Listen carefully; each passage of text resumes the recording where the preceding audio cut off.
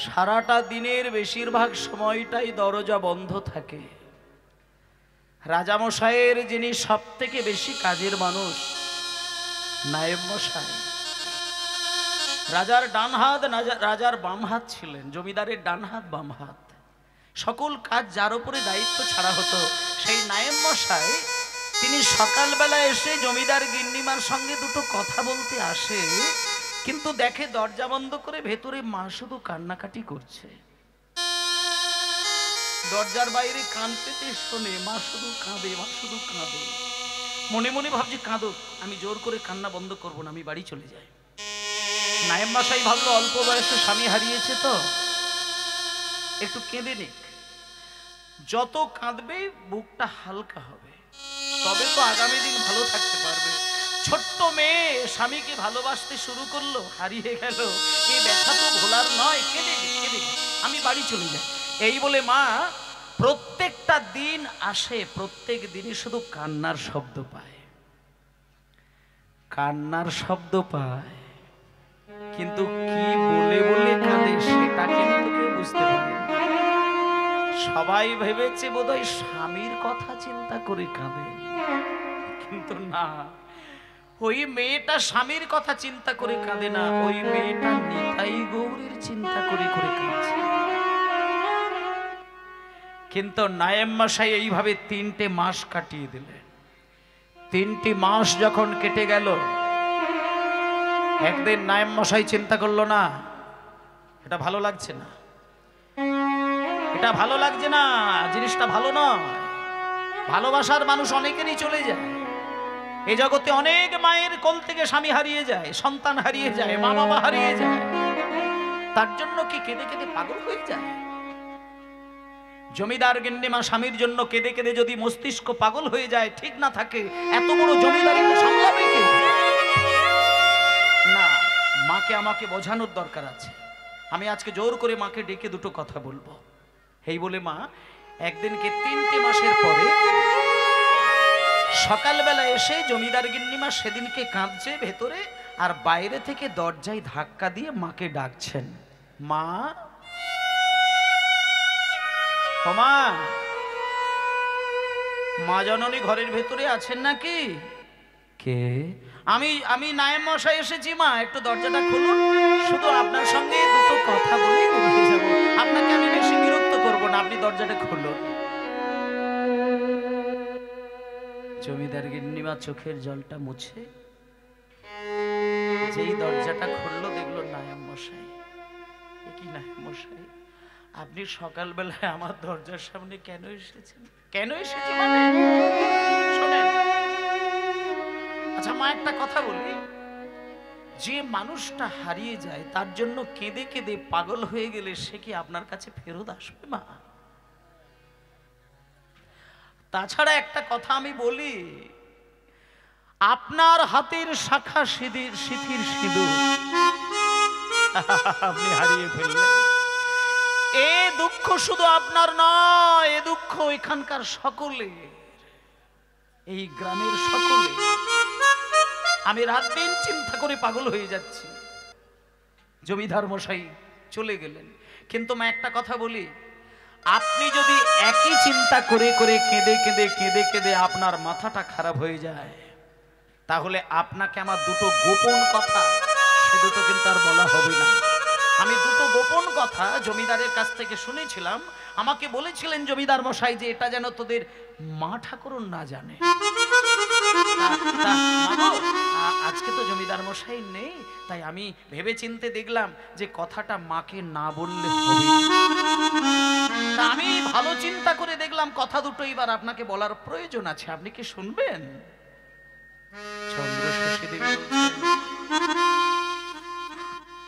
নায়েব মশাই, আমার স্বামীকে যেমন আমি ভালোবাসতাম, আমার স্বামী দেবতাও আমাকে খুব ভালোবাসতেন, তাই আমার স্বামী দেবতার কোনো গোপন কথা হতে পারে? তো আমি ভাবতেই পারছি না যে আমাকে লুকিয়ে আমার স্বামী দেবতা কিছু করতে পারে, এটা হতেই পারে না। আচ্ছা ঠিক আছে, কোন গোপন কথা বলুন তো দেখি শুনি। তখন নায়েব মশাই বলছেন, মা শোনেন, আমাদের জমিদার মশাই এই নদিয়া জেলার কৃষ্ণনগর ছাড়াও বীরভূম জেলায় তারাপীঠ মায়ের মন্দিরের কাছাকাছি একটা গ্রাম কিনেছিলেন, যে গ্রামটির নাম হলো করদা গ্রাম। আচ্ছা মা, এই খবরটাকে আপনি জানতেন? আমার স্বামী, হ্যাঁ, আপনি জানতেন না? কই আমার স্বামী বীরভূম জেলায় গ্রাম কিনেছে, কই আমাকে তো কোনোদিন জানায়। তবে আর বলছি কি আরো একটা গোপন কথা আছে, শোনেন।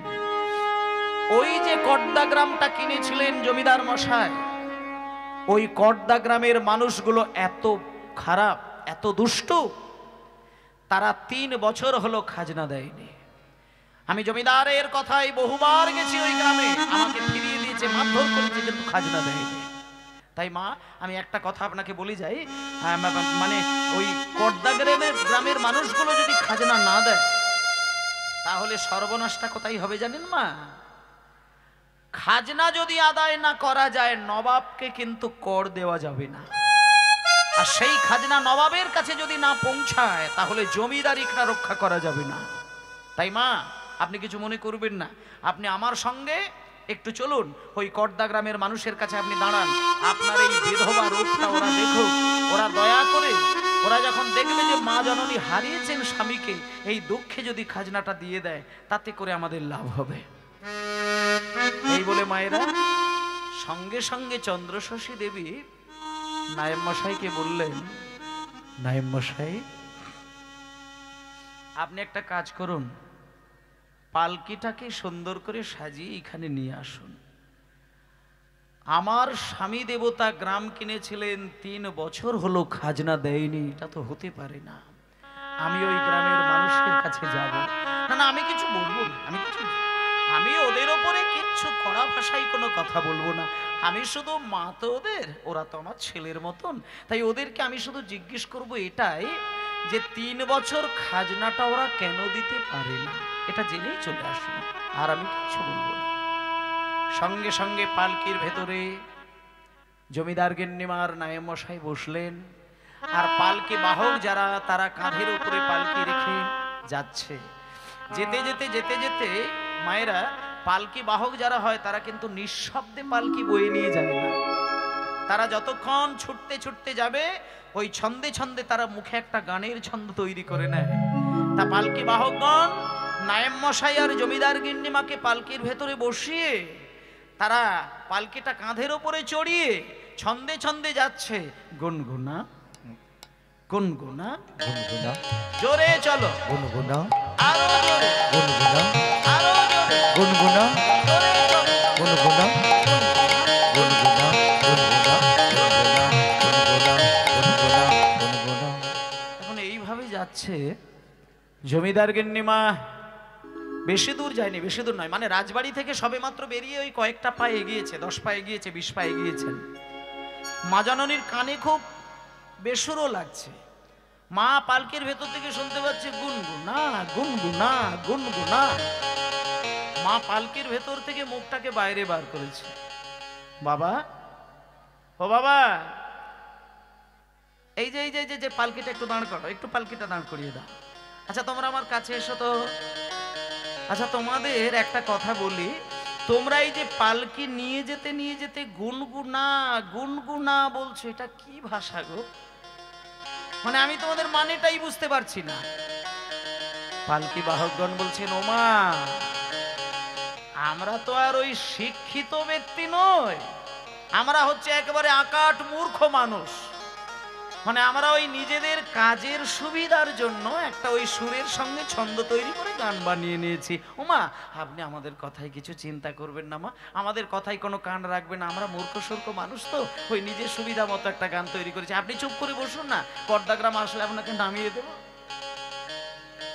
শোনো শোনো শোনো শোনো, আমি তোমাদের মনে ব্যথা দেওয়ার জন্য কথা বলছি না। আমি তোমাদেরকে কেন এই কথাটা বললাম জানো বাবা? কিছু কষ্ট পাবে না তো? শোনো বলি, আমি তো তোমাদের মা, আমি তোমাদের বুকে ব্যথা দিয়ে কোনো কথা বলবো না। শুধু একটা কথা বলতে চাইছি, যে মানুষ হয়ে যখন আমরা জন্ম পেয়েছি বাবা, এমন একটা শব্দ জিউ ভাই উচ্চারণ করো যেটা উচ্চারণ করলে তোমারও কল্যাণ হবে আর জগতেরও কল্যাণ হবে। আচ্ছা মা, আচ্ছা এই পৃথিবীতে কি এমনও শব্দ আছে যেটা উচ্চারণ করলেই কল্যাণ হয়? হ্যাঁ আছে বাবা, আছে, আমি সেটা জানি। এমন একটা শব্দ আছে যেটা উচ্চারণ করলে শুধু তোমার কল্যাণ নয়, এই জগতের সকলের কল্যাণ হবে। তবে তোমাদের ওই গুনগুনা গানটা কিন্তু আমি বন্ধ করতে বলবো না, ওটা তোমরা করো, ওটা চালিয়ে যাও। শুধু ওই গুনগুনা শব্দ বলার আগে আমি তোমাদের যে শব্দটা বলতে বলবো সেইটা শুধু ওর সঙ্গে জুড়ে দাও।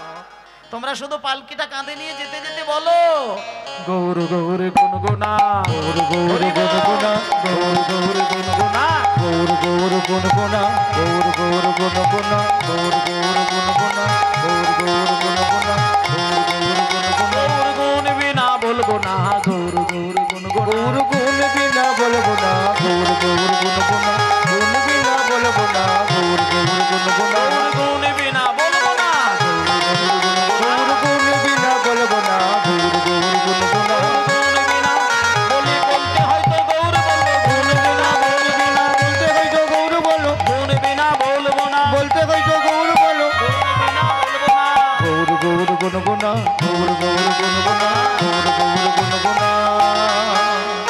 নাচিতে নাচিতে তারা করিল গমন, নাচিতে নাচিতে তারা করিল গমন, নাচিতে নাচিতে তারা করিল গমন, নাচিতে নাচিতে তারা করিল গমন, নাচিতে নাচিতে তারা করিল গমন। আর বীরভূম জেলায় আসে দিল দর্শন, বীরভূম জেলায় আসে দিল দর্শন, বীরভূম জেলায় আসে দিল দর্শন। আসিয়া দাঁড়ালো, আসিয়া দাঁড়ালো, আসিয়া দাঁড়ালো, আসিয়া দাঁড়ালো, বীরভূম জেলার মাঝে আসিয়া দাঁড়ালো, বীরভূম জেলার মাঝে আসিয়া দাঁড়ালো, বীরভূম জেলার মাঝে আসিয়া দাঁড়ালো, বীরভূম জেলার মাঝে আসিয়া দাঁড়ালো, বীরভূম জেলার মাঝে গৌর গৌর গাইতে গাইতে, বীরভূম জেলার মাঝে গৌর গৌর গাইতে গাইতে, বীরভূম জেলার মাঝে গৌর গৌর গাইতে গাইতে, বীরভূম জেলার মাঝে গৌর গৌর গাইতে গাইতে, বীরভূম জেলার মাঝে আসিয়া দাঁড়ালো, আসিয়া দাঁড়ালো, আসিয়া দাঁড়ালো। বাহ হুমায়রা, আজকে আমরা এতক্ষণ ছিলাম নদিয়া জেলার কৃষ্ণনগরে, আর এইবার পালকির মধ্য দিয়ে চন্দ্রশশী দেবীও চলেছেন বীরভূম জেলায়, আর আমরাও কিন্তু লীলা শ্রবণ করার জন্য মনটাকে নিয়ে চলে যাব বীরভূম জেলায়। আর বীরভূম জেলা এমন একটি জেলা, পশ্চিম বাংলার মধ্যে যতগুলি জেলা রয়েছে সব থেকে পবিত্র জেলা হচ্ছে বীরভূম জেলা। আপনারা তো তারাপীঠ মায়ের মন্দিরে বেড়াতে গেছেন, অনেকেই তারাপীঠে বেড়াতে যান। তারাপীঠে যারা বেড়াতে গেছেন তাদের জন্য একটা কথা বলি, তারাপীঠ মন্দির থেকে কিছুটা দূরে শিউড়ি বলে একটি জায়গা আছে। শিউড়ি খুব নামকরা জায়গা, শিউড়ি থেকে তারই পাশেই একটি গ্রাম যেটা হলো কর্দা গ্রাম, এবং সবথেকে বড় বিষয় যে এখনো সেই কর্দা গ্রামটা রয়েছে। যে ঘটনাটা ঘটেছিল আপনারা শেষের দিকে দেখতে পাবেন যে কি অলৌকিক ঘটনা ওই গ্রামে ঘটেছিল। এখন আমাদের এই বাংলায় এত মহান মহান পবিত্র স্থান রয়েছে যেটা আমরা তার খোঁজই পাই না। বৃন্দাবনে ছুটি, দ্বারকায় ছুটি, হস্তিনাপুরে ছুটি, পুরীর মন্দিরে ছুটে যায়, কুম্ভ মেলায় ছুটে যায় পাপ ক্ষয়ের জন্য, কিন্তু আমাদের এই পবিত্র জায়গা বাংলার মধ্যে কত মহান তীর্থ রয়েছে সেটা আমরা খোঁজই নেই না। তাই এখানের মধ্যে আপনারাও তো কুম্ভ মেলায় মনে হয়ে গেছেন পাপ নাশের জন্য। কারা কে কে কুম্ভ মেলায় গেছিলেন একবার হাত তুলুন তো দেখি, যে গেছেন সে হাত তুলবেন। আচ্ছা বেশ, তাহলে এতজন যায়নি, দু একজন গেছেন। আচ্ছা আমি একটু বলে দিই কুম্ভ মেলা বিষয়টা একটু বলি। কুম্ভ মেলায় 12 বছর 3 মাস অন্তর অন্তর হয়, আর মেলার স্নানটা 48 দিন ধরে চলে।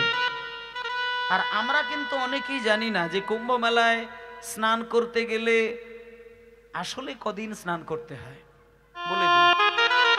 অবশ্যই কুম্ভ মেলায় গেলে নিজের জীবন, নিজের দেহ, নিজের মন, নিজের মস্তিষ্ক অমৃতের ভান্ডারে ডোবানো থাকে। যেহেতু অমৃতময় কুম্ভ মেলায় অমৃতের দান চলে, সেখানে স্নান করলে অমৃত পাওয়া যায়, শুধু স্নানেই পাওয়া যায়। কিন্তু একটা দিন শুধু স্নান করলে হবে না। কুম্ভ মেলায় স্নানের যদি পরিপূর্ণ ফল প্রাপ্তি পেতে হয় তাহলে 48 দিন স্নান করতে হয়, কিন্তু সেটা অনেকের সম্ভব নয়। তাই যে যার মতন সুবিধে করে একদিন স্নান করে চলে আসে। কিন্তু আমি আপনাদের বলে দিই, স্নানের যদি ফল পেতে হয়, অলৌকিক ক্ষমতাটা যদি আপনাকে হরণ করতে হয়, তাহলে মিনিমাম আপনাকে বলে দিন 7 দিন স্নান করার দরকার। এবং ওই 7 দিন স্নানের পর স্নান করতে গেলে ব্রহ্ম মুহূর্তে ওখানে গিয়ে স্নান করতে হয়, আর সন্ধ্যার আগে একবার স্নান করতে হয়। আর সেই স্নানের মধ্যে মন্ত্র পাঠ করতে হয় শিবের চরণে অঞ্জলি দেবার জন্য। ওং নমঃ শিবায় বলে শিবের চরণে আত্মসমর্পণ করে তারপরে ওই যে গঙ্গার যে মিলিত স্থল, সেইখানে যদি আপনি ডুব দেন, ওই মহান মেলার যে 48টা দিন, ওই দিনে ওইখানে যে অলৌকিক শক্তির উত্থান ঘটে, সেখানে যদি ওই মন্ত্র উচ্চারণ করে করে আপনি স্নানটা করতে পারেন মিনিমাম 7টা দিন, আমি আপনাদের বলে দেব সেখান থেকে যে কত কিছু নিয়ে আপনি আসবেন আপনি নিজেও কল্পনা করতে পারবেন না। আর কুম্ভ স্নান করে আসলে আপনার ওই গাড়ি বাড়ি আত্মীয় স্বজনের ভালোবাসা এসবের জন্য কিন্তু নয়। আমি একটু সংক্ষেপে বলে দিই ছোট্ট করে।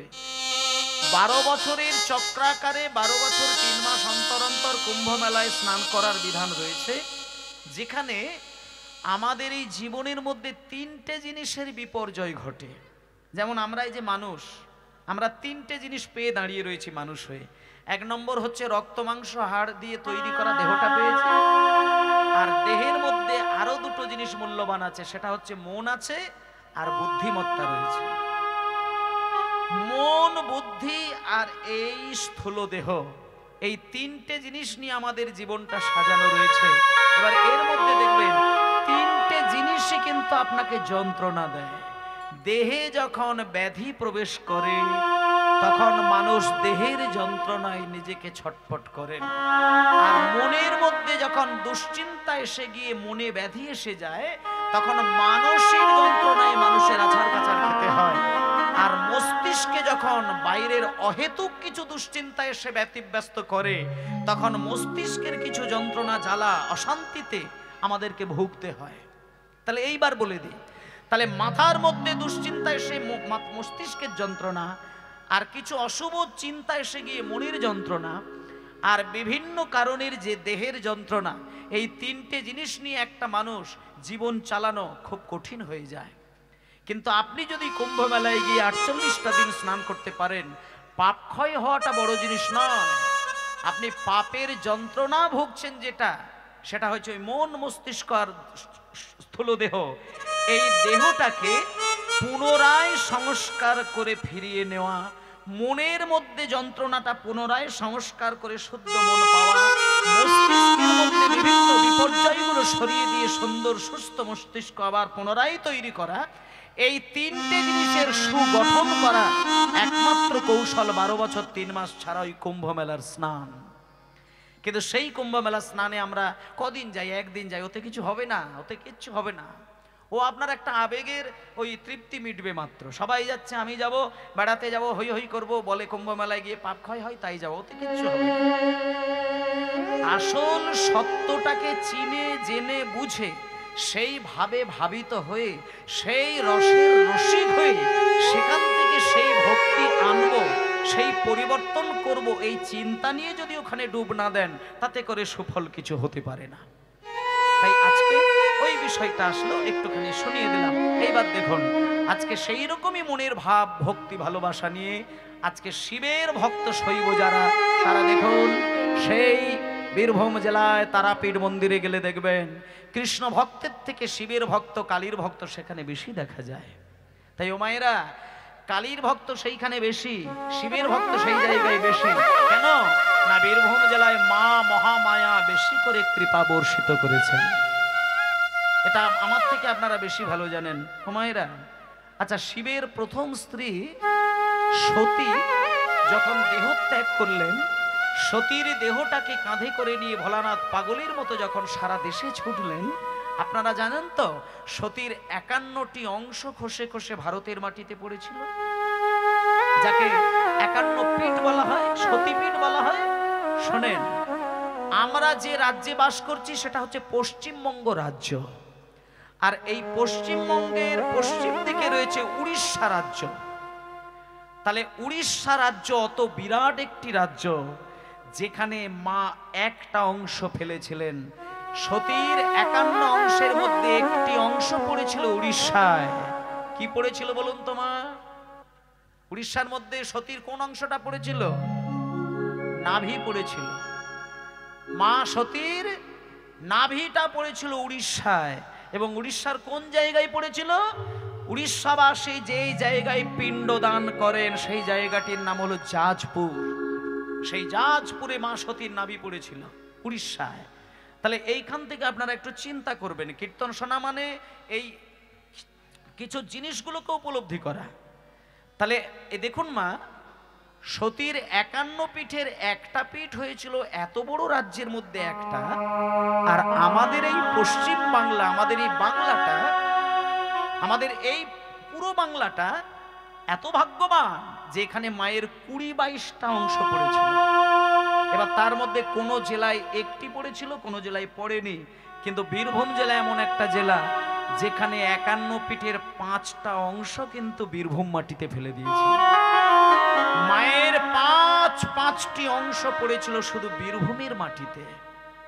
সেই জন্য বীরভূম জেলায় গিয়ে দেখবেন অন্যান্য জেলার থেকে বীরভূম জেলায় মা কালীর ভক্ত বেশি দেখা যায়, শিবের ভক্ত বেশি দেখা যায়, বৈষ্ণবেরও সংখ্যা কম নয়, অনেক রয়েছে।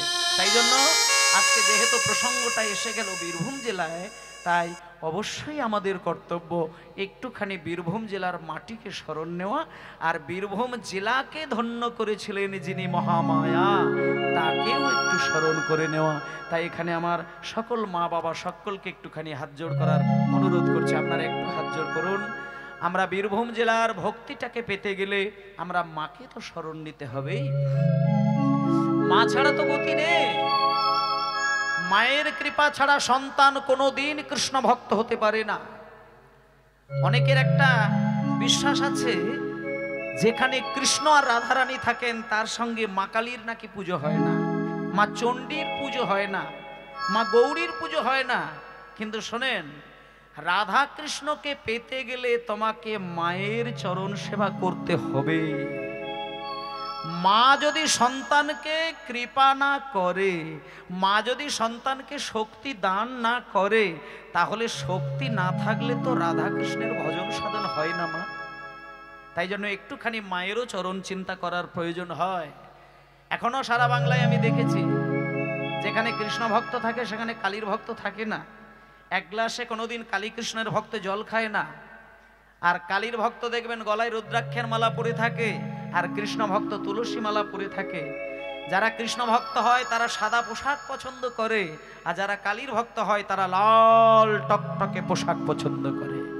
যারা কৃষ্ণ ভক্ত তারা সম্পূর্ণ নিরামিষ আহার করেন, কিন্তু যারা কালীর ভক্ত তারা কোনো কিছু বাদ বিচার করে খায় না। এমনকি যেখানে মা কালীর পুজো হচ্ছে সেখানে মদ্য, মাংস, মৎস্য, মুদ্রা, মৈথুন, পঞ্চমকার দিয়ে মা কালীর পুজো দেওয়া হয়। কিন্তু মা, যারা মায়ের তত্ত্বজ্ঞান উপলব্ধি করেছেন তারা জানেন যে মা কালীর পুজো করতে গেলে মদ্য, মাংস, মৎস্য, মৈথুন দিয়ে পুজো করা উচিত নয়। তার কারণ হলো মা কালী হলেন পরম বৈষ্ণবী। মা কালী যে পরম বৈষ্ণবী তার সবথেকে বড় প্রমাণ, মা কালীর চরণটা যার বক্ষ মাঝে চাপানো রয়েছেন তিনি তো পরম বৈষ্ণব। শিব তো পরম বৈষ্ণব। তাহলে শিব যদি পরম বৈষ্ণব হয়, তার স্ত্রী যে পরম বৈষ্ণবী হবে এ বিষয়ে কি কোনো সন্দেহ হতে পারে? তাই মদ্য মাংস দিয়ে মা কালীর পুজো হচ্ছে। আমাদের সব থেকে বড় কষ্ট লাগে এটাই, যে সমস্ত ছেলেরা কালী পুজো করে সেখানে অগাধ মদ ঢেলে দিয়ে পুজো হয়। মানে এখন বর্তমানে মা কালীর পুজোটা এমন জায়গায় দাঁড়িয়ে গেছে যে মা কালীর পুজোর নামে শুধু মদ খেয়ে আনন্দ করার জায়গা এসে গেছে। কিন্তু আমাদের সনাতন ধর্মের আচার অনুষ্ঠানে ওইসব জিনিসগুলো কোনোদিন গ্রহণযোগ্য নয়। যার কারণে বিধর্মী মানুষের আঙুল তুলে ওই জায়গাগুলোই প্রতিবাদ করে, ওই জায়গায় তারা কালী ছিটায়। মা কালী পরম বৈষ্ণবী, যেখানে পুজো করতে গেলে বৈরাগ্য শেখায়। মা কালীর কাছে মন প্রাণ সঁপে দিলে তবে মা শক্তি দেয়। আর তার চরণে পুজো করতে গেলে যদি মদ মাংস খেয়ে পুজো করা হয়, এই অপরাধ রাখার জায়গা থাকবে কোথায়? আমরা ভগবানের পুজো করি কেন, মায়ের পুজো করি কেন, কালীর পুজো করি কেন? শুধু পাপকে মুক্ত করার জন্য, পরম আনন্দকে পাবার জন্য। তাহলে অপরাধ মুক্ত আর অপরাধ যুক্ত দুটোর মানে কিন্তু আমরা বুঝি না।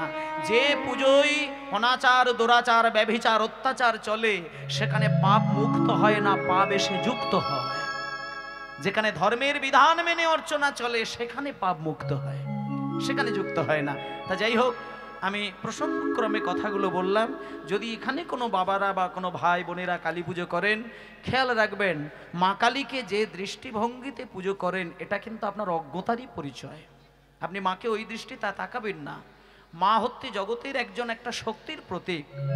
যে মায়ের কাছে কৃষ্ণও পর্যন্ত হাত জোড় করে কেঁদেছিলেন।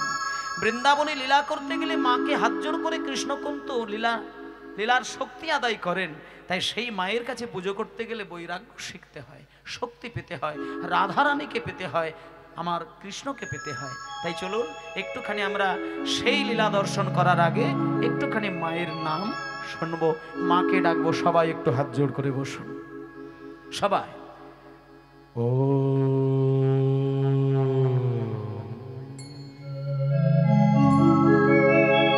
একটুখানি মায়ের স্তব শুনবো, মন দিয়ে একটু মাকে স্মরণ নিয়ে নেবেন। ও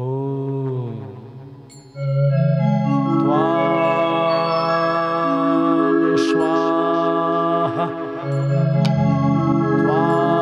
স্বাধা ত্বাং হে বশরকার শরাদিবিকা সুধাত্মক্ষরে নীতে ত্রিধা মাত্রাদিবিকা স্থিতা अर्धमात्रा स्थिता नित्या ज्ञानचर्या विशेषतः त्यमेव शातं सावित्री तं देवी जननी परा त्वयैव धर्याते सर्वा त्वयैतस्ति जाते जगत् त्वयैतन्मल्लाते देवी तमादिशन्त च सर्वदा विशिष्टो सृष्टिरूपातं स्थितिर्वाचबालने तथा संहृतिरूपं ते जगतहास जगन्मये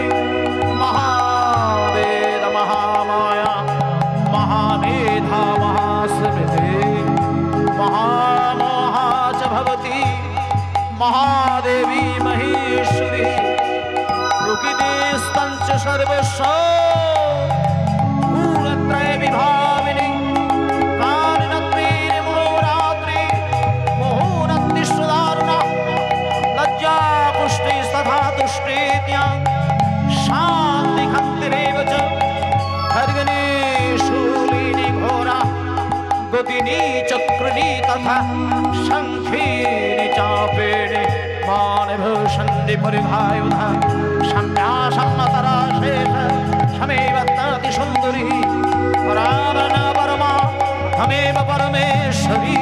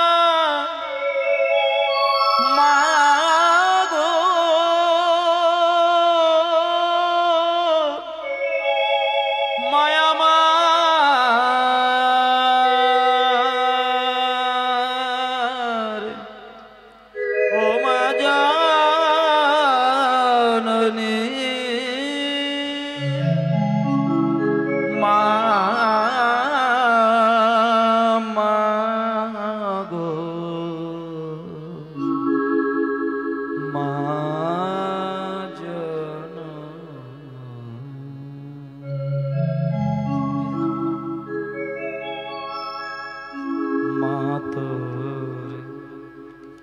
চোখের কাজে।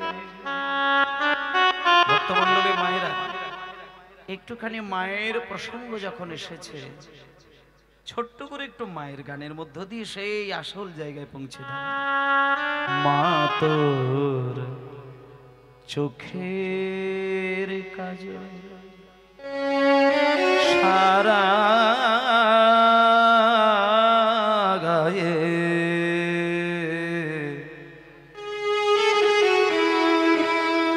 মাখিয়ে দিল কে। কাজলের রং হচ্ছে কালো, আর মায়ের গায়ের রংটাও কালো।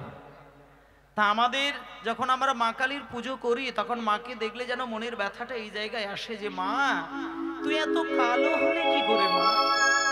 তো চোখের কাজলের রং আর তোর গায়ের রং দুটোই সমান। কেউ কি তোর কাজলের রংটাকে টেনে নিয়ে তোর রঙে বলিয়ে দিয়েছে মা? কে দিয়েছে? মা তোর চোখের কাজল সারা গায়ে মাখিয়ে দিল কে। মা তোরে কে পরালো, মা তোরে কে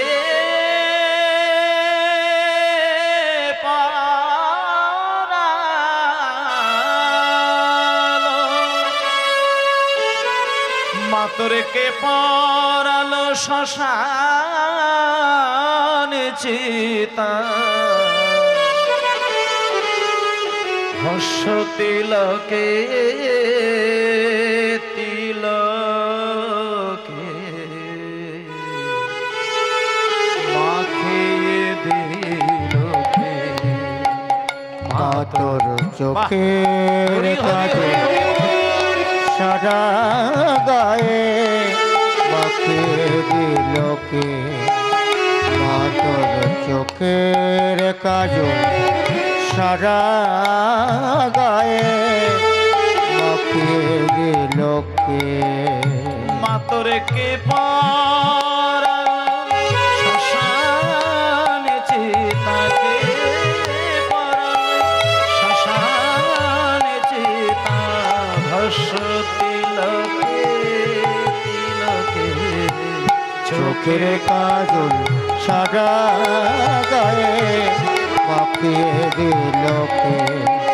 মা তোর চোখের কাজল সারা গায়ে মাখিয়ে দিল কে।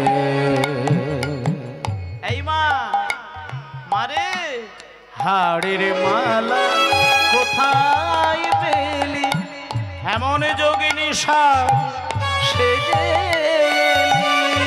হাড়ের মালা কোথায় পেলি, এমন যোগিনী সাজ সেজে এলি।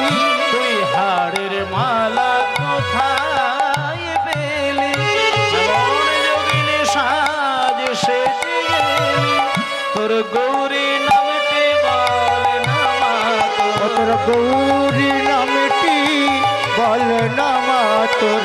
মা তোর গৌরী নামটি বল না মা তোর হরে নীলকে। চোখের কাজল সারা গায়ে মাখিয়ে দিল কে।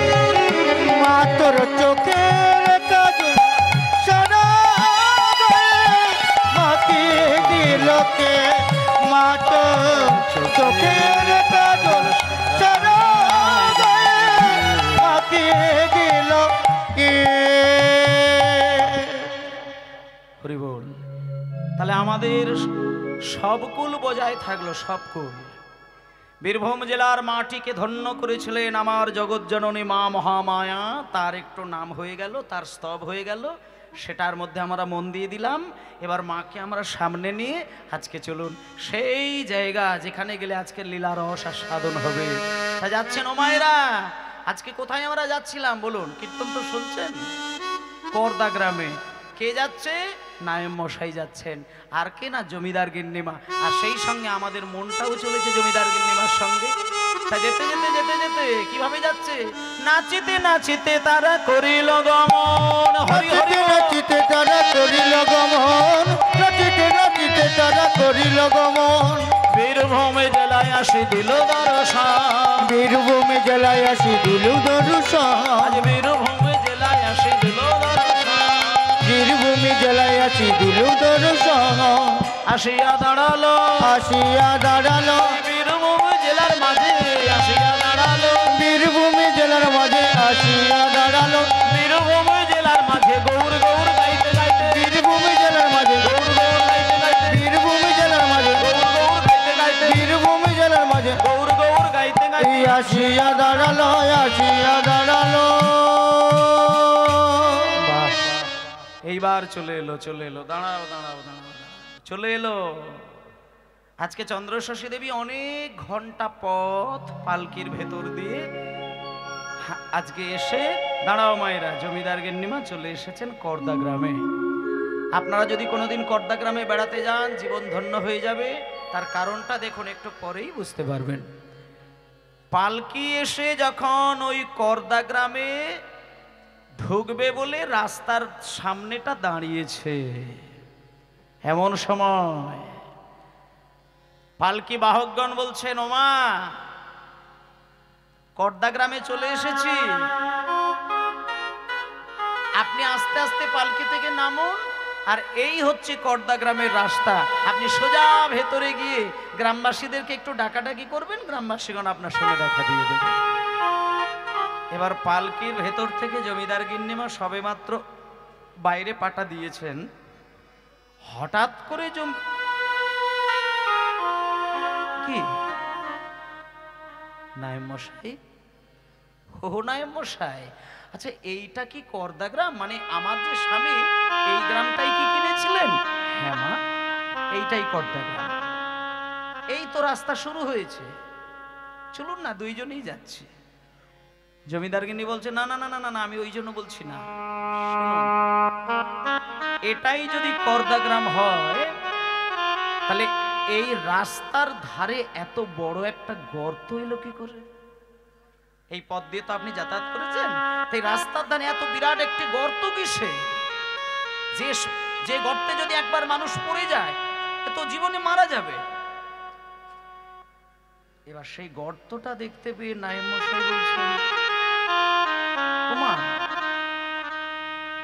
আমি কিন্তু এর আগে যতবার এখানে এসেছিলাম আমি কই লক্ষ্য করিনি, তাছাড়া আমি কিন্তু এর আগে এটা দেখেছিলাম, আমি দেখেছিলাম এটা কোনো গর্ত ছিল না, এটা একটা সুন্দর করে একটা মাটির এরকম গোল ঢিবি ছিল। মানে এই পাশ দিয়ে যদি কোনো মানুষ হেঁটে হেঁটে যেত না মা, কারো যদি কোনো শরীর খারাপ হতো, কোনো ক্লান্তি পেয়ে যেত, তখন ওই ঢিবির ওপরে উঠে যদি কিছুক্ষণের জন্য কেউ বসে থাকতো তার একটা পরম শান্তি আসতো। কিন্তু আমি বুঝতে পারছি না কেন মা এই ঢিবিটাকে খুঁড়ে দিয়ে, কেন জানি না এই গ্রামবাসীগণ কেন গর্ত খুঁড়ে দিয়েছে। তবে আমার মা একটা কথা মনে হয়, আমার মনে হচ্ছে এই গ্রামবাসীদের মানসিকতা তো খুব ভালো নয়। আমার মনে হয় আপনি যে আজকে এই গ্রামবাসীদের সঙ্গে দেখা করার জন্য আসছেন, এটা মনে হয় কেউ খবর দিয়ে দিয়েছে। তা কিছুদিন আগে আপনার স্বামী চলে গেলেন, আর আজকে ওই গ্রামবাসীদের সামনে দেখা করতে গিয়ে কোনো কারণে যদি পিছলে গিয়ে ওই গর্তে আপনি পড়ে যান, তাতে করে লাভের লাভ একটাই হবে যে আপনিও মারা যাবেন, আর ওই 3 বছরের যে খাজনাটা ছিল ওটা আর দিতে হবে না। এই কায়দাই মনে হচ্ছে।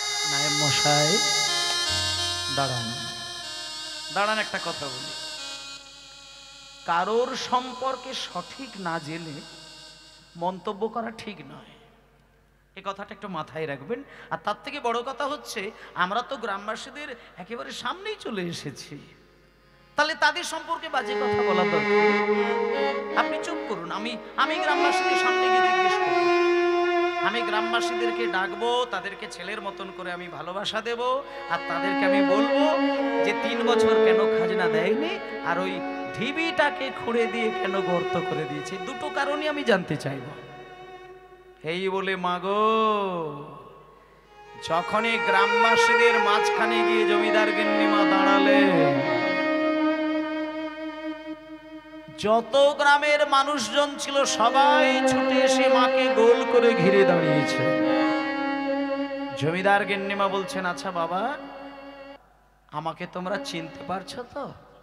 আমি তোমাদের মা, আর আমাকে দেখেই তো তোমরা বুঝতে পারলে যে আমার জীবন থেকে আমার স্বামী দেবতা হারিয়ে গেছে। বেশ, তাই এবার আমি তোমাদের এই সকল গ্রামবাসীগণ তোমরা আছো, আমি তোমাদেরকে একটা প্রশ্ন করব।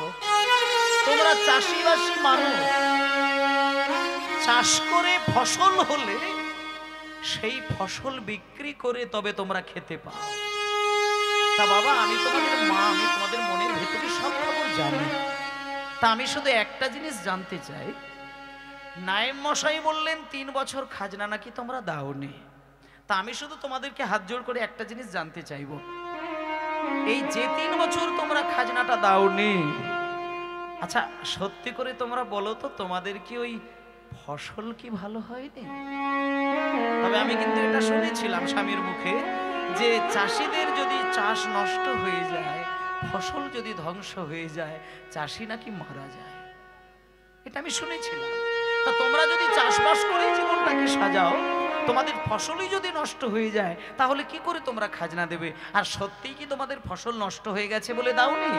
যদি বলো যে ফসল ভালো হয়নি, তাহলে আমি তোমাদের মা হয়ে কথা দিলাম, তোমাদের খাজনা আমি মকুব করে দেব। গ্রামের হাজার মানুষের মধ্য থেকে একজন শিক্ষিত মানুষ উঠে আসলেন, যিনি ছিলেন মোড়ল মশাই। আগেকার দিনে গ্রামের যিনি মাথা ছিলেন তাকে মোড়ল সাহেব বলতেন।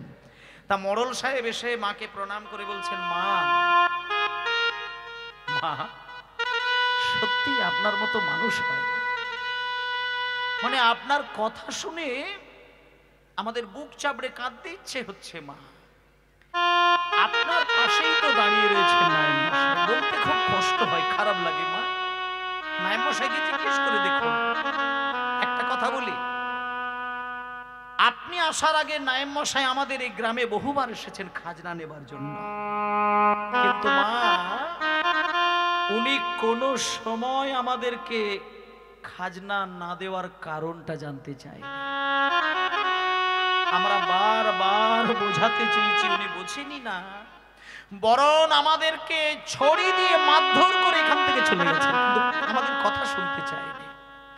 এই একটা মাত্র মানুষ আপনাকে দেখলাম মা, যিনি জানতে চাইলেন কেন খাজনা দিতে পারি না। শুনুন মা, একটা কথা বলি, শোনেন মা, এই যে আপনি বললেন ফসল, শুনলে আপনি অবাক হয়ে যাবেন। যে 3টে বছর আমরা খাজনা দিতে পারি না, সেই 3টে বছরই আমাদের গ্রামে যত চাষি ছিলেন, প্রত্যেকটি চাষির চাষের ফসল আমরা যতটা আশা করেছিলাম তার থেকে 3 গুণ আমরা বেশি ফসল পেয়েছিলাম। তবুও কিন্তু খাজনা আমরা দিতে পারি না। কেন জানেন মা? কেন দেই না বলি তাহলে। আপনি যখন আমাদের গ্রামে প্রবেশ করছিলেন পালকিতে করে, আচ্ছা মা, রাস্তার ধারে আপনি একটা গর্ত দেখতে পাননি? ও মা, হ্যাঁ তো, আমি তো ভুলেই গেছি। আমি দেখলাম একটা গর্ত, খুব বিরাট একটি গর্ত। নায়েব মশাই বললেন ওটা নাকি মাটির ঢিবি ছিল, আর লোকে যাতায়াতের কালে নাকি ওই ঢিবির ওপরে বসে বিশ্রাম নিলে নাকি মন প্রাণ জুড়িয়ে যায়, আর তোমরা নাকি ঢিবিটা খুঁড়ে দিয়ে গর্ত করে দিয়েছো। হ্যাঁ মা, এইটা নায়েব মশাই ঠিকই বলেছেন, ওখানে একটা ঢিবি ছিল, লোকে যাতায়াতের কালে ঢিবিটা শুধু স্পর্শ করলেই তার শান্তি হতো, কিন্তু আমরা সেটা খুঁড়ে দিয়ে গর্ত করে দিয়েছি। কেন জানেন মা? বলবো, শোনেন। ওই ঢিবিটার ওপরে অলৌকিক কিছু ঘটনা ঘটেছিল। একটা কথা বলি মা, আমাদের গ্রামের পূর্ব দিকে এক গোয়ালার বাড়ি ছিল। সেই গোয়ালার গোয়াল থেকে প্রত্যেক অমাবস্যা, পূর্ণিমা আর একাদশী যেদিনটা হয়, ওই গোয়াল থেকে রোজ মাঝ রাত্রিতে একটা গরু দড়ি ছিঁড়ে ঢিবিটার উপরে এসে শুধু নীরব হয়ে দাঁড়িয়ে থাকেন। যখনই গরুটা ঢিবির উপরে এসে নীরব হয়ে দাঁড়ায়, দেখা যায় তার বাঁট থেকে দুধ ঝরে ঝরে ঢিবিটা ভিজে যায়। এটা শুধু একদিন নয় মা, প্রত্যেক অমাবস্যা, প্রত্যেক একাদশী আসলে কেন জানি না মাঝরাত্রিতে গরুটা নিজে দড়ি টেনে ছিঁড়ে এসে ঢিবির উপরে উঠে দাঁড়ায়। ছচ্ছর করে দুধ ঝরে ঢিবিটা ভিজে যায় মা। এটা আমরা সারা গ্রামবাসীগণ লুকিয়ে লুকিয়ে দেখতে থাকলাম। একদিন দেখলাম, দুদিন দেখলাম, 3 দিন দেখলাম, দেখতে দেখতে একদিন সারা গ্রামবাসী দেখতে গেলাম। আমরা সবাই মিলে সিদ্ধান্ত নিলাম ঢিবির ভেতরে কি আছে দেখা। ঢিবির ভেতরে কি আছে দেখার চিন্তা করে আমরা কোদাল, কাটারি, বিভিন্ন অস্ত্র শস্ত্র নিয়ে সেই ঢিবিটাকে যখনই আমরা এক এক করে মাটি খুঁড়তে থাকলাম, মাটি খুঁড়তে খুঁড়তে কি দেখলাম জানো মা? মাটি খুঁড়তে খুঁড়তে যখন মাটির একেবারে গভীরে পৌঁছে গেলাম, দেখলাম ঢিবির মধ্যে নিতাই গৌরে রাখা ছিল। ঢিবির মধ্যে নিতাই গৌরে মূর্তি রাখা ছিল। ঢিবির মধ্যে নিতাই গৌরের মূর্তি রাখা ছিল। ঢিবির মধ্যে নিতাই গৌরের মূর্তি রাখা ছিল। তা দেখে নয়নার মন জুড়াইল। তাগা দেখে নয়ন মন জুড়াইল। তাহা দেখে নয়নার মন জুড়াইল। ওই তাগা দেখে নয়ন মন জুড়াইল। মা, ঢিবিটা যখন খুঁড়লাম মাটির তলদেশ থেকে, একেবারে গভীর থেকে দেখলাম ঠিক এইরকম ছোট্ট ছোট্ট দুটো কাঠের নিতাই গৌর। যখন মাটি থেকে তাদেরকে তুললাম মা, দেখলে বোঝাই যাবে না যে কত বছর ধরে এরা মাটির তলায় চাপা পড়ে রয়েছে। দেখলে মনে হয় যেন কেউ নূতন করে কাঠের মূর্তি পালিশ করে কিছুক্ষণ আগে বোধহয় বসিয়ে রেখে দিয়ে গেছেন। হোমা, আমরা নিতাই গৌরকে দেখা মাত্র উপায় খুঁজে না পেরে আমাদের গ্রামে একজন মহারাজ ছিলেন বলরাম দাস বাবাজি, ওনাকে আমরা খবর দিলাম। উনি কাঁদতে কাঁদতে ছুটে এসে নিতাই গৌরকে বুকে জড়িয়ে ধরলেন। নিতাই গৌরকে বুকে জড়িয়ে ধরে তার সর্ব অঙ্গ মুছিয়ে দিয়ে যেই নিতাই গৌরের চরণ পরিষ্কার করতে গেল, দেখলো নিতাই গৌরের পদতলে লেখা রয়েছে দাস মুরারি গুপ্ত। সঙ্গে সঙ্গে বলরাম বাবাজি চিৎকার করে উঠল, গো গ্রামবাসী,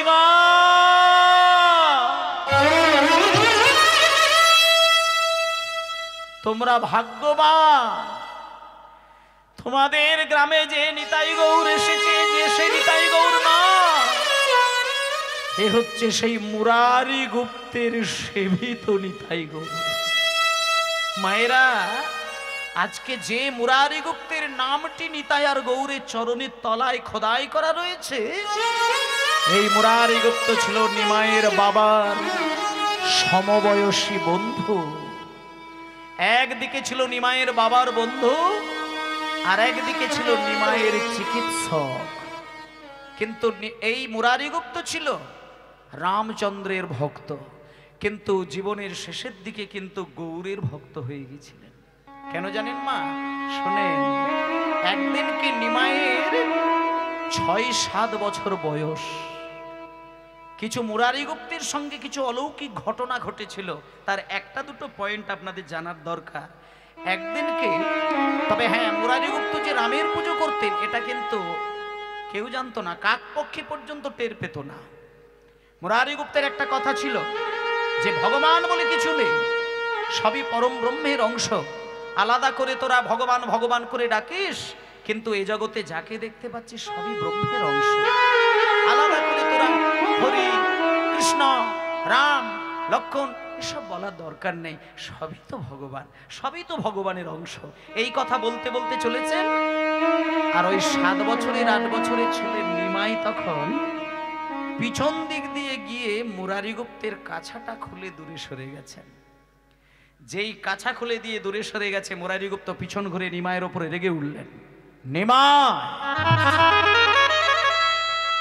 বলি তোর সাহস তো কম নয়, আমি তোর সম্পর্কে কাকা, তোর বাবার বন্ধু আমি, তাছাড়া তোর থেকে বয়সে আমি অনেক বড়, তোর মান সম্মান বোধ বলে কিচ্ছু নেই, এতগুলো লোকের মাঝখানে তুই আমার পিছন দিক দিয়ে সে কাছা খুলে দিলি।